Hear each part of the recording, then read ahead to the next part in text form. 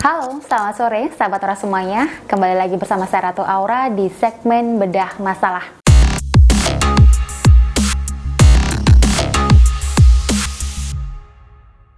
Di segmen ini saya tidak sendirian ya, masih ditemani oleh Mbak Naila. Dan tema kita kali ini, kita akan membahas mengenai apa sih yang membuat suami itu tidak setia.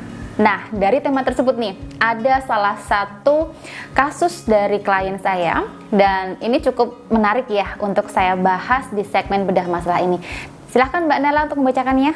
Oke, langsung saya baca ya Bunda. Oke, silahkan Mbak Naila. Sebut saja ini Bunda Novi namanya. Oke.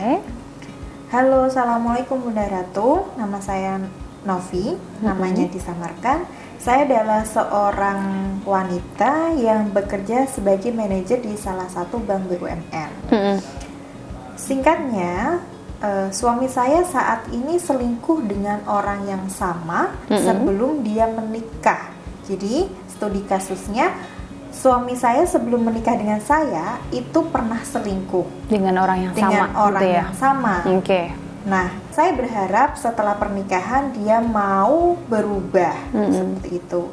Nah, tapi ternyata 7 tahun pernikahan kami baik-baik saja, dan tahun ke-8 ini setelah kita punya 2 anak, ternyata dia mengulangi perselingkuhannya dengan wanita yang sama. Oke. Dan sekarang sebenarnya saya berharap suami berubah Bunda, tapi saat ini memang pernikahan saya hanya didasarkan karena anak. Mungkin karena ini ya Bunda Ratu ya, dia bertahan karena anak-anaknya, 2 anaknya. Nah, Bunda Ratu, apa yang harus saya lakukan? Oke, saya mungkin langsung ke pertanyaan pertama ya Bunda. Oke, ya. boleh, silakan. Itu studi kasusnya ada seorang istri yang cantik, kaya, dan juga cerdas, seorang manajer BUMN. Tapi suaminya sudah selingkuh dari sebelum menikah sampai dia menikah beberapa tahun ya dengan orang yang sama, gitu ya Mbak Naila ya. Oke.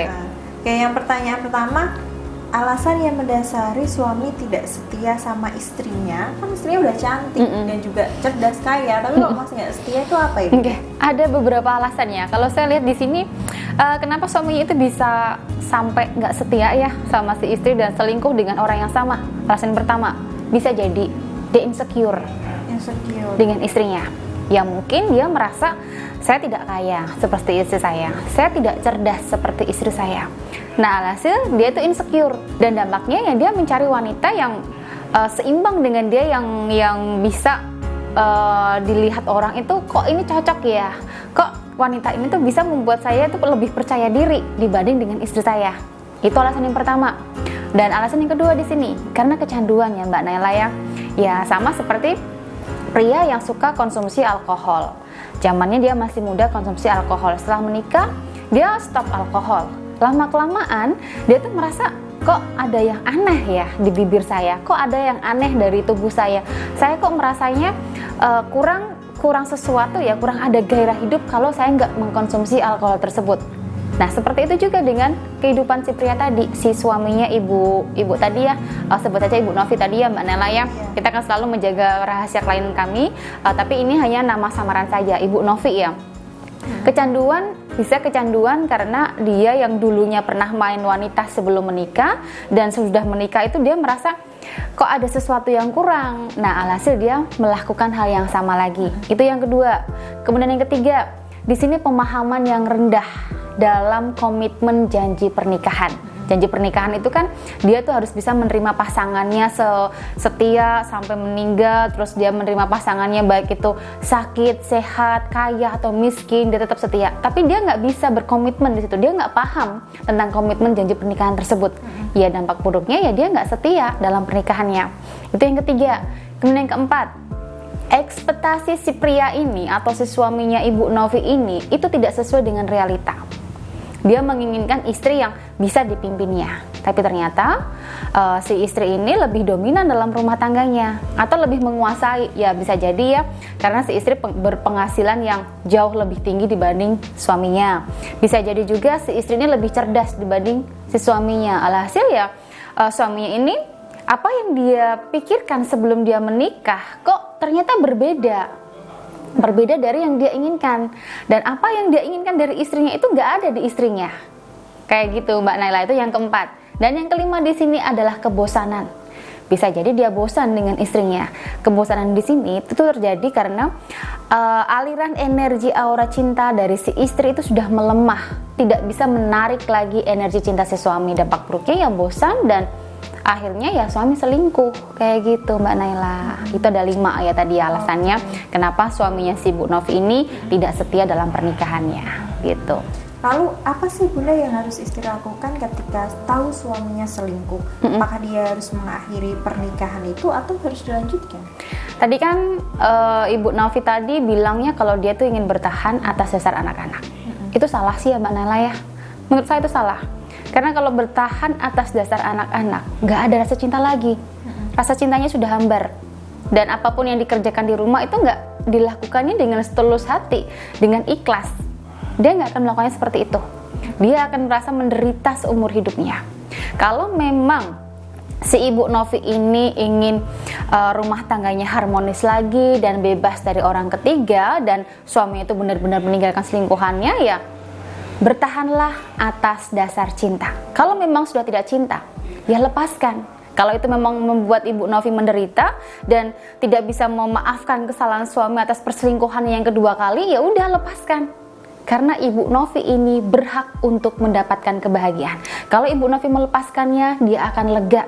Dia akan memiliki aura yang baik lagi nantinya. Kalau Ibu Novi bertahan atas dasar anak-anak, auranya akan redup selamanya. Karena dia nggak ada cinta dalam hidupnya. Kayak gitu Mbak Naila. Baik. Jika memang si Bu Novi ini atau si istri yang diselingkuh itu ingin memaafkan dan kemudian ingin mempertahankan rumah tangganya ya Bunda, apa sih langkah yang harus dia lakukan agar suaminya ini tidak selingkuh lagi? Oke, langkah-langkah yang harus Ibu Novi lakukan ya Mbak Naila ya.